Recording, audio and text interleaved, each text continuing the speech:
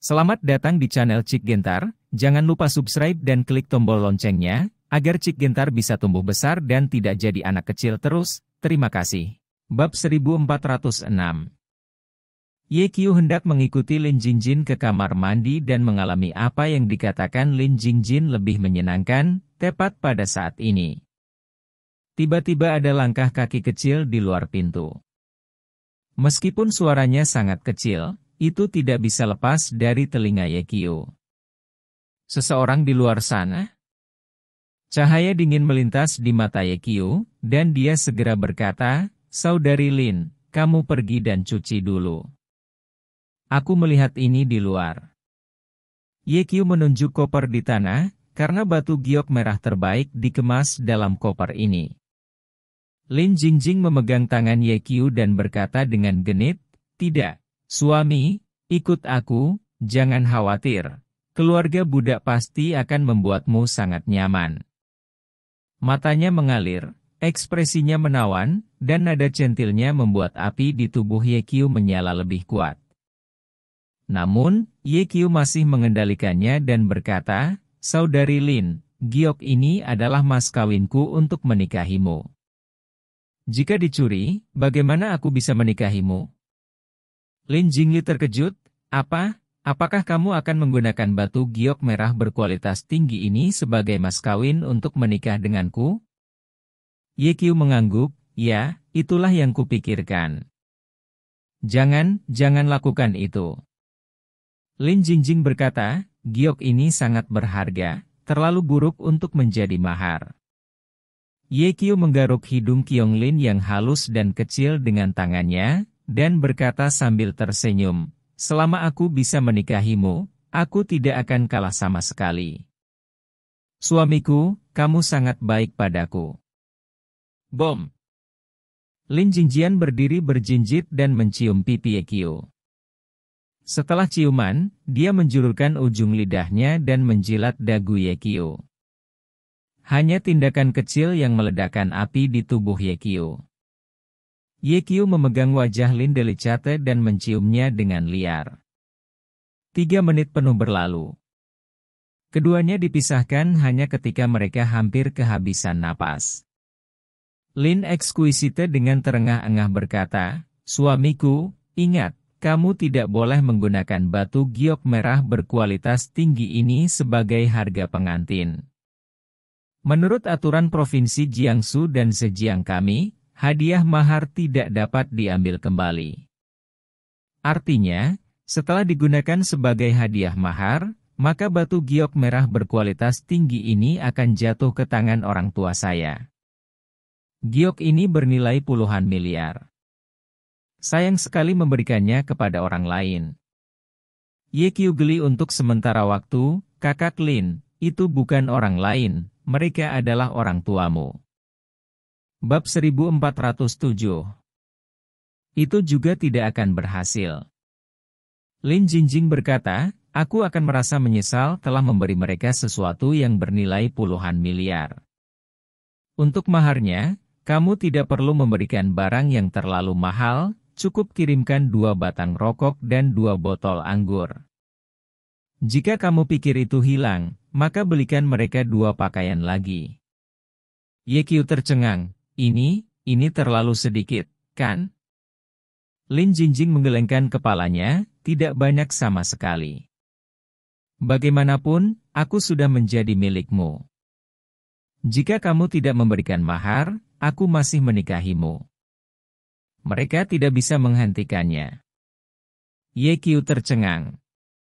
Mungkinkah ini kongres wanita legendaris yang tidak tinggal? "Kakak Lin, ini sudah larut, pergi mandi." "Yah, suami, kamu harus menungguku." Lin Jingqian mengedipkan mata pada Ye Qiu dan pergi ke kamar mandi. Setelah itu, Ye Qiu dengan cepat memeriksa kamarnya. Seperti penginapan semacam ini, dia suka difoto diam-diam oleh para penjahat yang memasang kamera. Benar saja, Ye Qiu mengeluarkan 2 kamera lubang jarum dari sudut tersembunyi. Bunyi suara klik. Hancurkan dalam segenggam. Kemudian Ye-Kyu meletakkan koper di bawah tempat tidur, membuka pintu dan berjalan keluar. Ketika dia keluar dari ruangan, dia melihat dua orang muda berusia 20-an berdiri bersama di sisi lain lorong berbicara dengan suara rendah. Ye-Kyu mengeluarkan sebatang rokok, menahannya di mulutnya, berjalan di depan kedua pemuda itu, tersenyum dan berkata, "Saudaraku, mari kita menyalakan api." Seorang pemuda mengeluarkan korek api dan membantu Ye-Kyu menyalakan sebatang R0 kok. Ye-Kyu menyesap rokok dan kemudian berkata, "Panggil Tuan Mu dan katakan bahwa saya bersedia menjual batu giok itu kepadanya, dan harganya bisa didiskusikan." Kedua pemuda itu saling bertukar pandang. Salah satu dari mereka mengeluarkan ponsel dari sakunya dan hendak menelepon. Terkunci.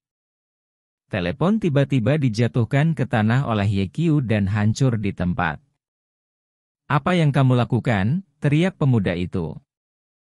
Ye-Kyu menyeringai dan berkata, "Kamu benar-benar orang MUN. Kamu berani menatapku. Kamu sangat berani. Sepertinya kamu harus memberimu sedikit pelajaran." "Terkunci! Terkunci!" Ye-Kyu menamparnya. Tiba-tiba, kedua pemuda itu terbang langsung dari koridor di lantai 2 ke lantai 1, dan jatuh ke tanah dan berteriak. "Kembalilah dan beritahu MUN, jangan mainkan trik ini denganku, itu menggangguku, hati-hati aku membunuhnya." Bab 1408. Ye-Kyu mendengus dingin dan berbalik untuk kembali ke kamar. Pada saat ini, Qian yang tinggal di ruangan lain membuka pintu dan bertanya, "Sepupu, ada apa?" "Bulan mengirim seseorang untuk menatapku dan aku menemukannya." Ye-Kyu berkata, "Kakak Lin sudah membeli tiketnya. Kami akan kembali ke Jiangzhou besok pagi. Anda akan pergi bersama kami. Kamu lebih pintar malam ini. Begitu kamu menemukan sesuatu yang salah, segera peringatkan kamu, mengerti?" Qian dua-dua mengangguk, dimengerti. "Pergi tidur lebih awal." Setelah Ye-Kyu selesai berbicara, dia kembali ke kamar. "Ketika saya masuk, saya mendengar suara percikan air dari kamar mandi, dan Lin Jingqian masih mandi. Saya tidak tahu apakah Lin Jingjin tidak disengaja atau disengaja, pintu kamar mandi tidak tertutup rapat, tetapi ada celah. Dalam kabut-kabur, sosok Anggun bergerak anggun." Ye-Kyu duduk di sofa dan melihatnya sebentar, semakin dia melihatnya, semakin gatal hatinya, seolah-olah ratusan semut merangkak di hatinya, perasaan ini tidak nyaman. Perlahan, api jahat di tubuh Ye-Kyu melonjak lagi, dan napasnya mulai menjadi cepat. Dia berdiri. Berjalan ke kamar mandi. Hanya berjalan ke pintu kamar mandi, dengan pop, pintu kamar mandi terbuka, dan Lin Jingqian keluar darinya. "Kenapa kamu di sini?" Lin Jingqian terkejut ketika melihat Ye-Kyu muncul di pintu kamar mandi. Ye-Kyu sedikit malu dan berkata dengan cepat, Aku akan melihat apakah kamu kekurangan sampo atau sesuatu, dan aku akan mengirimkannya untukmu." "Benarkah?" Bagaimana mungkin orang pintar seperti Lin Jingxin tertipu oleh kebohongan Ye-Kyu yang rendah, dan berkata sambil tersenyum, "Suamiku, apakah kamu mengintipku?" Tidak, aku seorang pria terhormat, bagaimana aku bisa mengintipmu?" Ketika Ye-Kyu mengatakan ini, pipinya sedikit panas. "Benarkah?" Lin Jingqian tersenyum menawan. Dia baru saja selesai mandi, seperti rebung musim semi setelah hujan, penuh dengan napas segar dan lembut, rambut hitam, seperti air terjun, dengan santai tersampir di leher putih halus, awalnya wajah cantik dan cantik, di air panas di bawah kehangatan, ada sedikit rona kemerahan yang menawan. Dia terbungkus handuk mandi putih, dan tulang selangkanya yang indah kecil dan indah, dan dia terlalu cantik, terutama lengkungan di depannya, yang penuh dengan keindahan yang mendebarkan. Lin Jingqian berjalan di depan Ye Qiu, angin harum bertiup, dan kemudian berbaring, kedua kakinya yang panjang sehalus batu giok putih, memancarkan cahaya putih terang di bawah cahaya. Lin Jing tiba-tiba bertanya, "Suamiku, tidak akan ada kamera di ruangan ini, kan?" Ye Qiu tersenyum dan berkata, "Jangan khawatir, saya sudah menghapusnya." "Itu bagus." Lin Jingqian tiba-tiba melepaskan handuk mandi di tubuhnya, senyum menawan terpancar dari mata besar yang bengkok itu, lalu mengaitkan jari-jarinya ke Ye Qiu, dan berkata, "Suami, segera datang ke sini." Bab 1409. Wanita cantik adalah yang terbaik, dan wanita cantik dan menawan seperti Lin Jingyi yang bisa bermain pasti yang terbaik dari yang terbaik. Ye Qiu telah mempelajari gayanya berkali-kali, tetapi setiap kali, Lin Jingqian bisa memberinya perasaan berbeda, yang membuatnya ingin berhenti. 40 menit kemudian, pertempuran sengit telah berakhir. Lin Jingqian berbaring di pelukan Ye Qiu dan berkata, "Suamiku, apakah kamu lelah?" "Tidak lelah." Sejak dia memiliki aura bawaan, kekuatan fisik Ye Qiu telah meningkat pesat, dan dia tidak bisa merasakan kelelahan sedikit pun setelah pertempuran. "Silakan, tapi aku punya permintaan." "Ada permintaan?" "Aku akan berada di atas kali ini." Setelah Lin Jingjing selesai berbicara, dia berbalik dan duduk di tubuh Ye Qiu. "Kamu tidak boleh bergerak, aku akan melayanimu." Klakson muatan telah berbunyi. Ye Qiu memejamkan mata, siap untuk menikmati layanan Lin yang indah dan penuh perhatian. Namun, hal-hal menjadi bumerang. Pada saat yang paling kritis, tiba-tiba, banyak uang datang dari luar pintu. "Sepupu, sepupu, cepat bangun, ada yang salah." Gerakan keduanya di dalam rumah tiba-tiba berhenti. "Apa yang terjadi?" Ye Qiu bertanya dengan suara yang dalam. "Bulan ada di sini dan membawa banyak orang," kata Qian Duo-Duo. "Sial, berani datang, apa yang ingin kamu lakukan? Apakah Anda mencari kematian?" Ye Qiu sangat kesal ketika dia diganggu oleh ini, dan berkata, "Saudari Lin, Anda tinggal di kamar dan menunggu saya. Saya akan keluar dan melihat-lihat." "Ya." Lin bersenandung indah, dan ketika Ye Qiu keluar, dia berkata lagi, "Suamiku, cepat kembali, jangan biarkan orang menunggu lama, kalau tidak perasaan itu akan hilang." "Jangan khawatir, aku akan segera kembali." Ye Qiu selesai berbicara dan melangkah keluar. Detik berikutnya, jejak aura pembunuh melintas di matanya. "Saya melihat bahwa halaman di lantai pertama penginapan itu penuh sesak dengan orang-orang, apalagi lebih dari 100 orang. Ada lebih banyak orang di luar penginapan, 5 hingga 600 orang. Banyak dari mereka memiliki hidung biru dan wajah bengkak, dan Ye Qiu mengenali mereka di tempat orang-orang ini adalah sekelompok orang yang dipukuli olehnya di pabrik pengolahan pada siang hari. Ratusan orang menutupi bagian dalam dan luar penginapan. Adegan semacam ini sangat mirip dengan adegan perkelahian geng di film-film Hong Kong. Ye Qiu mengalihkan pandangannya dan melihat MUN. MUN dikelilingi oleh sekelompok orang, diikuti oleh Ma Dong, Gao Fei, dan Tuan Yao. "Nak, kita bertemu lagi." Bab 1410. Ketika MUN melihat Ye Qiu, dia berbicara lebih dulu, dengan senyum dingin di wajahnya. Ye Qiu berdiri di koridor di lantai 2, membawa tangannya di punggungnya, menatap MUN dengan sikap merendahkan, dan berkata dengan ringan, "Apa yang kamu lakukan di sini?" "Apa yang saya lakukan?" "Haha, Tuan Ye, Anda memintanya dengan sadar." MUN berkata, "Saya tidak punya masalah dengan Tuan Ye." Anda mengembalikan saya sepotong batu giok merah berkualitas tinggi, dan juga meminta maaf kepada saya dengan tangan Anda sendiri. Saya tidak akan peduli tentang Anda. Oh, benar.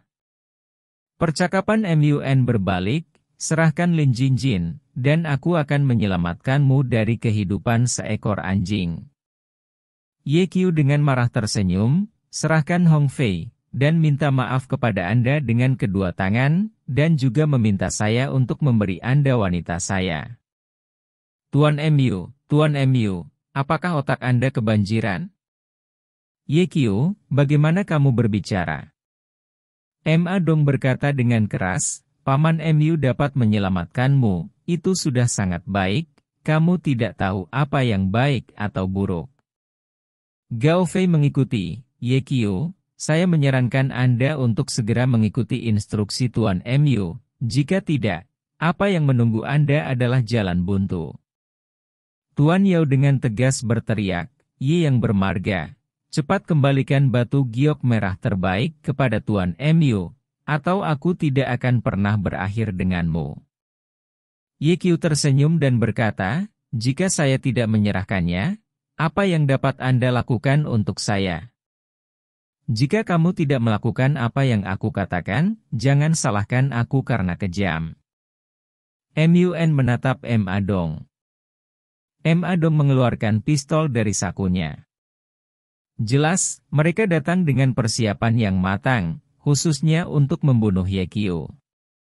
Bergemuruh. Tiba-tiba, raungan besar datang dari langit. Memekakkan telinga. Gerakan besar menyebabkan orang-orang di tanah mengangkat kepala mereka, hanya untuk melihat beberapa titik hitam kecil bergerak dengan kecepatan tinggi di langit, dan mereka muncul di atas penginapan hanya dalam beberapa detik. Mengapa begitu banyak pesawat datang? Kamu buta, itu bukan pesawat, itu pesawat tempur. Apa, pejuang? 1, 2, 3, 4, 20.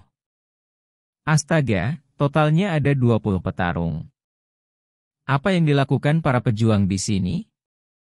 Orang-orang di lapangan panik. Orang-orang ini biasanya bahkan tidak melihat satupun helikopter bersenjata. Saat ini, ada total 20 pejuang. Bagaimana ini tidak membuat orang panik? Setelah 20 pejuang muncul di langit di atas penginapan, mereka melayang sepanjang waktu, dan tidak berniat untuk pergi. Ye Qiu juga merasa sedikit aneh, mengapa begitu banyak petarung datang sekaligus? Selain itu, dia juga memperhatikan bahwa kata-kata "utara" tercetak pada para pejuang ini. Apakah para pejuang ini datang dari utara? Bukankah Northern Territory adalah situs Xiao Jiu? Ye Qiu bingung. Bab 1411. Mun sangat terganggu, ada apa? Mengapa begitu banyak pejuang di sini? Ma Dong, seorang anak kaya, belum pernah melihat formasi seperti ini. Keringat dingin muncul di dahinya dan bertanya pada Gao Fei, apa yang harus saya lakukan sekarang? Gao Fei segera berkata, Xiao Ma, Presiden MU, tidak peduli untuk apa para pejuang ini ada di sini, saya pikir kita masih harus membunuh Ye Qiu terlebih dahulu. Anak itu sangat cakap, jika kamu tidak membunuhnya saat ini, mungkin dia akan datang untuk membunuh kita di masa depan. Selain itu, panahnya ada di tali dan aku harus mengirimkannya. Semua orang menonton. Orang-orang telah mengeluarkan mereka, jangan lakukan apa-apa, bukankah ini untuk semua orang melihat lelucon? Gao Fei takut MUN dan Ma Dong ragu-ragu, dan melanjutkan, Tuan MU, hanya jika Ye Qiu dibantai, Anda bisa mendapatkan Red Fei dan Lin Jingjin yang terbaik. Ma Xiao, jika Presiden MU tidak bisa mendapatkan kembali batu giok merah terbaik, kamu harus membayarnya 10 miliar. Bisakah kamu mendapatkan uang ini? Begitu kata-kata ini keluar, MUN dan Ma Xiao mengambil keputusan. Membunuh. Keduanya berkata serempak. Hampir pada saat yang sama, Ma Dong mengangkat tangannya dan mengarahkan moncongnya ke Ye Qiu. Pada saat ini, tembakan tiba-tiba datang dari pesawat tempur. Ledakan! Ledakan! 2 peluru ditembakkan ke pelipis Ma Dong dan Moon, dan mereka tewas di tempat. Ledakan! Ada tembakan lain, dan peluru menembus jantung Go Ovi. Melihat pemandangan ini, Pak Yao berbalik ketakutan dan melarikan diri, namun hanya berlari beberapa langkah, dia terkena peluru di dahi dan tubuhnya jatuh ke tanah. Dengar, orang-orang di bawah segera membuang senjata mereka dan berjongkok di tanah dengan kepala di tangan, jika tidak akan ada belas kasihan. Sebuah suara keras menyebar dari pesawat tempur melalui klakson. MUN beberapa orang meninggal, bawahannya panik sejak lama, dan segera mengikuti instruksi. Segera, sebuah pesawat tempur mulai turun. Ketika masih ada puluhan meter dari tanah, sesosok gesit turun dari langit dan mendarat di halaman penginapan. Dia mengenakan seragam, memiliki wajah yang keras, dan sangat tampan, seperti pembaca yang hebat. Tang Fei. Ye Qiu sedikit terkejut. Dia melompat dan mendarat dengan ringan di halaman. Dia tersenyum dan bertanya, "Mengapa kamu di sini?" Tang Fei berkata dengan sungguh-sungguh, "Ye Qiu, ikuti aku segera. Utara sedang terburu-buru. Kehidupan dan kematian juara Hou Xiaojiu tidak diketahui." Bab 1412. Hati Ye Qiu bergetar. Utara sedang terburu-buru. Kehidupan dan kematian sang juara Hou Xiaojiu tidak diketahui. Ini jelas, sesuatu yang besar telah terjadi di perbatasan utara. Tang Tua, tunggu aku akan berbicara dengan Sister Lin satu persatu. Ye Qiu dengan cepat kembali ke kamar, masuk, dan menemukan bahwa Lin Jingqian telah mengenakan pakaiannya dan sedang duduk di sofa menonton TV. Di luar terlalu berisik, jadi aku baru saja bangun, apakah kamu sudah selesai? Lin Jingqian bertanya lagi, ada apa dengan para pejuang itu? Ye Qiu berkata dengan nada meminta maaf, Tang Fei ada di sini, ada tugas yang mendesak, aku harus pergi bersamanya. Lin Jingqian tercengang sejenak, lalu bangkit dan berkata, aku akan membantumu mengemasi barang bawaanmu. Tidak perlu. Ye Qiu memeluk Lin Jingqian dan berkata dengan lembut, kembalilah ke Jiangzhou dan tunggu aku. Lin Jingjing memeluk Ye Qiu dengan erat dan berkata, hati-hati. Jangan khawatir. Ye Qiu tersenyum pada Lin Jingqian, melepaskannya, dan berbalik. Begitu dia keluar dari ruangan, Qian Duo menghentikannya. Sepupu, apa yang kamu lakukan? Qian Duo bertanya. Jangan tanya jika tidak. Ye Qiu melirik Qian Duo dengan tegas, dan berkata, besok kamu akan pergi ke Jiangzhou dengan Sister Lin atau kembali ke Suzhou dan Hangzhou. Jangan tinggal di sini. Setelah Ye Qiu selesai berbicara, dia bergegas ke halaman dan berkata kepada Tang Fei, saya khawatir tentang keselamatan Sister Lin setelah saya pergi. Kamu tidak perlu khawatir tentang ini, aku sudah membuat pengaturan, tunggu sebentar, orang akan segera tiba.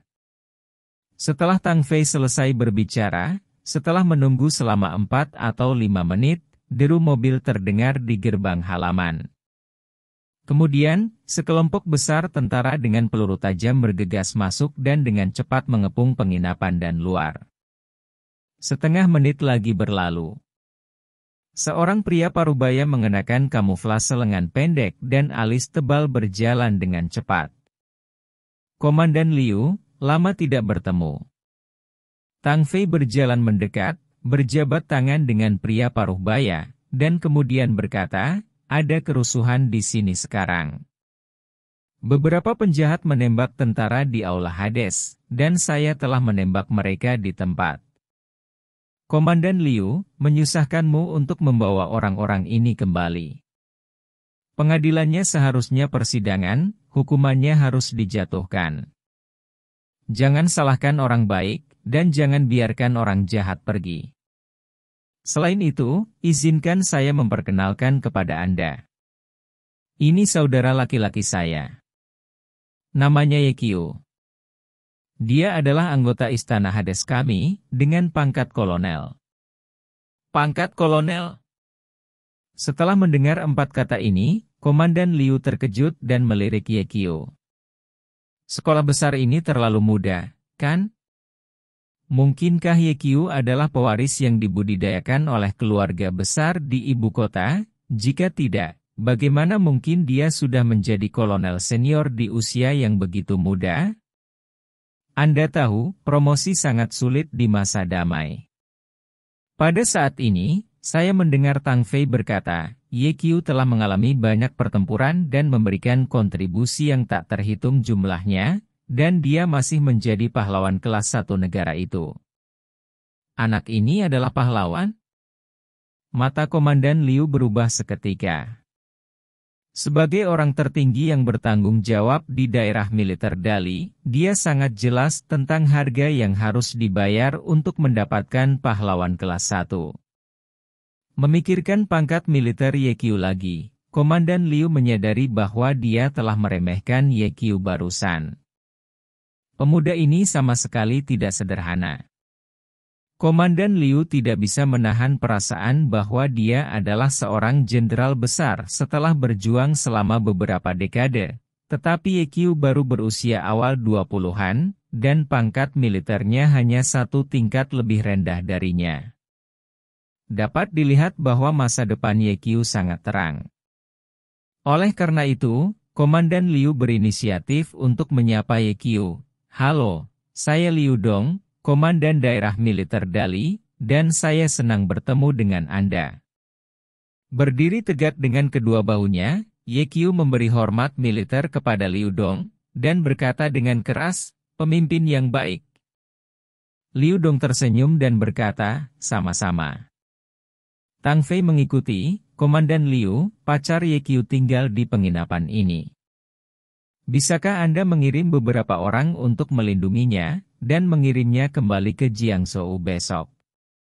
Oke. Komandan Liu mengangguk dan setuju, lalu menunjuk ke pesawat tempur di atas kepalanya, dan bertanya kepada Tang Fei dengan suara rendah, Tang Tua, apa yang terjadi, pertempuran besar seperti itu? Tang Fei meminta maaf, rahasia, saya tidak bisa mengatakannya. Bab 1413. Ya, aku tidak akan bertanya.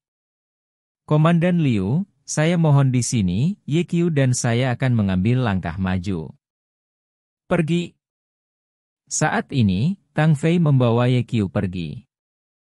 Setelah 1 jam, tiba di utara. Begitu Ye Qiu keluar dari pesawat tempur, angin dingin bertiup ke wajahnya, dan suhunya setidaknya 20 derajat di bawah nol. Salju di tanah setebal 2 kaki. Ini adalah pertama kalinya Ye Qiu melangkah ke utara.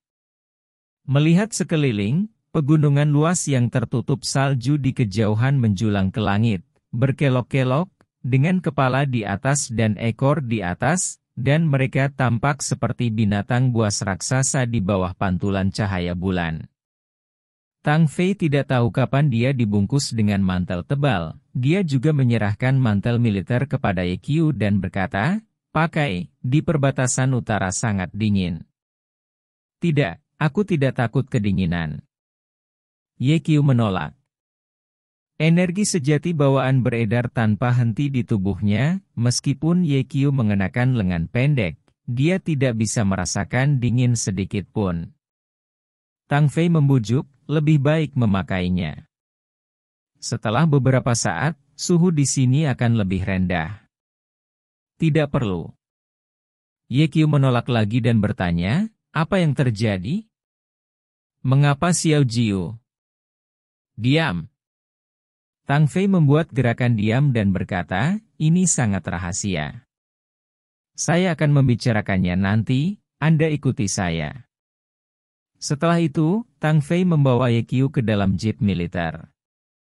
Jeep melaju ke depan sekitar 2 kilometer, dan akhirnya berhenti di depan sebuah gedung. Markas Besar Wilayah Militer Utara. Ye Qiu turun dari mobil dan segera menyadari lusinan aura kuat mengunci dirinya. Peluit rahasia. Ye Qiu melihat sekeliling. Tang Fei memberi isyarat, dan Ye Qiu segera menemukan bahwa aura yang menguncinya langsung menghilang. Ikuti aku. Tang Fei membawa Ye Qiu ke dalam gedung. Sepanjang jalan, Ye Qiu menemukan bahwa gedung ini juga penuh dengan peluit rahasia, belum lagi beberapa ratus orang. Tingkat keamanan belum pernah terjadi sebelumnya. Ye Qiu mau tidak mau bertanya-tanya, bagaimana mungkin tindakan keamanan di sini lebih ketat daripada Istana Hades? Tang Fei membawa Ye Qiu ke ruang konferensi di lantai 9. Di pintu ruang konferensi, berdiri dua pria dengan kepala datar dan jas hitam, yang berusia 30-an. Ye Qiu melihat bahwa kedua pria ini adalah pengawal. Yang mengejutkannya adalah bahwa kekuatan kedua pengawal ini sangat kuat, tidak lebih lemah dari para master daftar naga. Salah satu pria menghentikan Tang Fei dan Ye Qiu dan berkata, "Maaf, kalian berdua, tolong serahkan senjata dan dokumen kalian. Kami perlu mencari, terima kasih atas kerja sama kalian." Masih mencari? Ye Qiu mengerutkan kening. Pada saat ini, Tang Fei telah menyerahkan senjatanya dan mengeluarkan kredensialnya. Ye Qiu harus mengeluarkan ID-nya, dan kemudian mengeluarkan klip kulit sapi dengan jarum emas. Kedua pria itu memeriksa dokumen mereka dengan hati-hati dan menggeledah tubuh mereka lagi, sebelum mereka membiarkan Ye Qiu dan Tang Fei masuk. Ye Qiu berjalan ke ruang rapat dan melihat dua wajah yang familiar. Dewa Tentara. Ye Wudi. Dewa militer sedang duduk di kursi roda, dan di sampingnya, ada seorang lelaki tua duduk. Ketika Ye Qiu melihat wajah orang tua itu, dia terkejut. Sebenarnya kepala tertinggi, Don. Bab 1414. Ye Qiu sangat terkejut. Dia tidak menyangka Daniel akan mengunjungi perbatasan utara secara langsung. Namun, dapat juga dilihat bahwa masalah di perbatasan utara sangat serius. Kalau tidak, Tang Lao dan Dewa Militer tidak akan muncul di sini pada saat yang bersamaan. Anda tahu, keduanya adalah pria super besar, dan salah satu dari mereka biasanya muncul, yaitu peristiwa yang menghancurkan bumi, berkumpul di sini hari ini hanya dapat menunjukkan bahwa keparahan masalah telah melampaui harapan Ye Qiu. Tang Fei berkata dengan keras. Kepala pelaporan, Ye Qiu akan membawanya ke sini. Dalam sekejap, beberapa pasang mata tertuju pada tubuh Ye Qiu di ruang rapat. Ye Qiu berdiri tegak dengan kakinya, mengangkat kepala dan dadanya, memberi hormat kepada Penatua Tang dan Dewa Perang. Kepala yang bagus. Penatua Tang memandang Ye Qiu dan berkata sambil tersenyum, jika saya ingat dengan benar, Ye Qiu, haruskah kita bertemu untuk pertama kalinya? Kepala mengingatnya dengan benar. Ini pertama kalinya aku melihatmu, kata Ye Qiu dengan hormat. Penatua Tang berkata, saya tahu segalanya tentang apa yang Anda lakukan setelah bergabung dengan Hall of Hades, ya. Hanya dalam dua kata, ini menunjukkan bahwa Tuan Tang mengenali Ye Qiu. Duduk. Penatua Don menunjuk ke kursi di seberang meja konferensi. Terima kasih, Ketua. Ye Qiu duduk dengan cepat, melirik Dewa Militer dan Ye Wudi, sedikit mengangguk untuk menunjukkan rasa hormat. Ye Wudi tersenyum, dia menemukan bahwa tingkat kultivasi Ye Qiu telah meningkat pesat dibandingkan terakhir kali dia melihatnya. Kepala, bisakah kamu mulai? Tanya Dewa Militer. Don Tua mengangguk, ayo mulai. Dewa Militer memberi Tang Fei kedipan. Tang Fei tahu, dan berjalan ke pintu dan berkata kepada dua pengawal, "Ingat, tidak ada yang diizinkan mendekati sini. Jika ada yang berani menerobos, bunuh dia tanpa ampun." "Ya." Dua pengawal memimpin jalan. Setelah itu, Tang Fei mengunci pintu ruang rapat dan duduk di samping Ye Qiu. Dewa militer berkata, "Ye Qiu, Tang Fei pasti sudah memberitahumu tentang wilayah utara, kan?" Ye Qiu berkata, "Tang Fei hanya memberitahu saya bahwa hidup dan mati sang juara Hou Xiao Jiu tidak diketahui, dan dia tidak mengatakan situasi spesifiknya." "Ketua, apa yang terjadi?" Dewa militer tidak menjawab dan bertanya, "Ye Qiu, apakah kamu tahu bagaimana Xiao Jiu menjadi dewa perang utara?" Ye Qiu menggelengkan kepalanya, dia tidak tahu apa-apa tentang masa lalu Xiao Jiu. Militer Shendao, ketika Xiao Jiu datang ke Northern Territory pada awal tahun, dia hanyalah seorang prajurit kecil. Alasan mengapa dia bisa menjadi juara, memimpin Northern Territory, dan promosi dengan begitu cepat, selain kemampuan pribadinya yang luar biasa, tetapi juga karena pertarungan spesial. Karena pertempuran inilah yang membuka jalan bagi Xiao Jiu untuk maju. Pertempuran ini disebut pertempuran Beiguting. Sebuah memori-memori muncul di wajah lama dewa militer, dan dia melanjutkan. Beiguting, yang terletak di bagian paling barat dari perbatasan utara Cina, berbatasan dengan negara-negara tetangga, pada awalnya adalah sebuah desa. Bertahun-tahun yang lalu, negara-negara tetangga mulai menyerang Beiguting, dan kemudian mereka mengirim tentara ke stasiun dan mendudukinya secara paksa. Bagaimana wilayah kita bisa dilanggar oleh orang lain, sehingga perbatasan utara mengirim pasukan untuk mengusir tentara dari negara tetangga? Menurut intelijen, negara tetangga hanya memiliki satu pasukan peleton di Beiguting. Demi kehati-hatian, sebuah kompi pengintai dikirim ke utara. Saat itu, Xiao Jiu sedang bertugas di perusahaan pengintai. "Kami hanya menunggu Beiguting pergi." Lawan menembak lebih dulu, dan kompi pengintai secara pasif melakukan serangan balik. Bab 1415.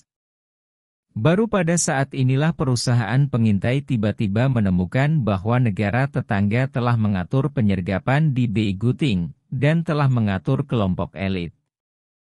Pada saat ini, jalan untuk mundur telah terputus, dan perusahaan pengintai dikelilingi olehnya. Tidak ada sinyal di Beiguting, dan tidak mungkin untuk meminta dukungan. Dalam situasi putus asa, perusahaan pengintai dengan tegas melawan dan meluncurkan pertempuran hidup dan mati dengan kelompok elit negara-negara tetangga. Pertempuran itu, darah mengalir ke sungai. Dalam pertempuran itu, mayat ada di mana-mana. Pertempuran berlangsung selama 3 jam penuh. Para prajurit dari kompi pengintai membuat semua pengorbanan mereka. Pada akhirnya, hanya Xiao Jiu yang tersisa. Dan kekuatan resimen elit negara tetangga, ada 53 orang yang tersisa setelah dipukuli oleh perusahaan pengintai. Xiao Jiu tidak mundur. Pada saat itu, kekuatannya mirip dengan master di daftar harimau. Dengan kekuatannya sendiri, dia membunuh 53 anggota kelompok elit lawan dan memasang spanduk di Beiguting. Ketika tim medis tiba, Xiao Jiu terluka parah dan sekarat. Dia memiliki 17 lubang peluru dan 8 luka tusuk di tubuhnya. Pada saat itu, wilayah militer perbatasan utara merekrut ahli medis terbaik untuk melakukan operasi pada Xiao Jiu. Semua orang mengira Xiao Jiu terluka terlalu parah dan kemungkinan untuk selamat hampir nol. Tanpa diduga, Xiao Jiu mengandalkan tekadnya yang kuat untuk bertahan. Setelah mengatakan itu, dewa militer berhenti sejenak, menyesap air, dan melanjutkan. Dalam pertempuran Beiguting, meskipun kerugiannya besar, Itu memunculkan semangat bahwa tentara kita tidak takut akan pertumpahan darah dan pengorbanan. Langit dan bumi adalah heroik, dan Qian Qiu masih menakjubkan.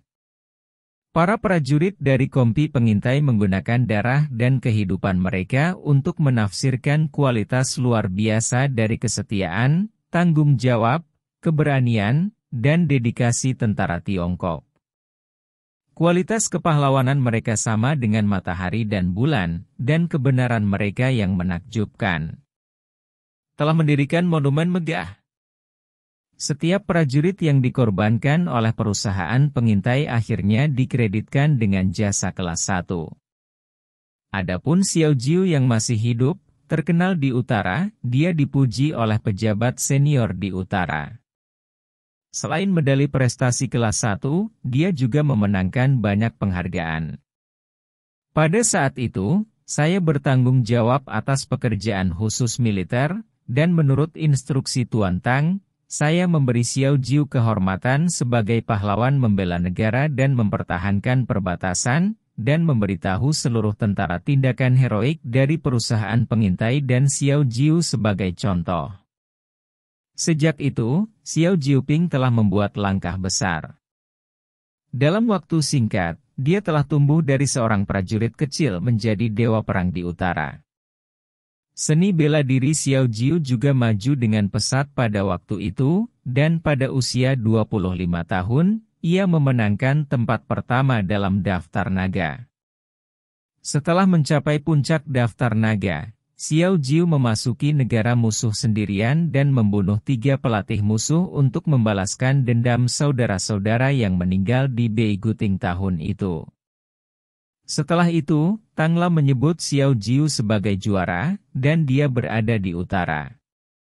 Dalam beberapa tahun terakhir, justru karena Xiao Jiu berada di perbatasan utara, negara-negara tetangga tidak berani melewati Leiqi. Xiao Jiu yang memahkotai seluruh pasukan dan menjaga perbatasan utara seperti dewa, jadi semua orang memanggilnya Dewa Perang Utara. Ye Qiu mendengar ini dan bertanya, Dewa Militer, apa hubungannya masalah ini dengan hidup dan mati Xiao Jiu? Biarkan aku memberitahu Anda. Shinto Militer, kemarin adalah hari ke-27 bulan lunar ke-7.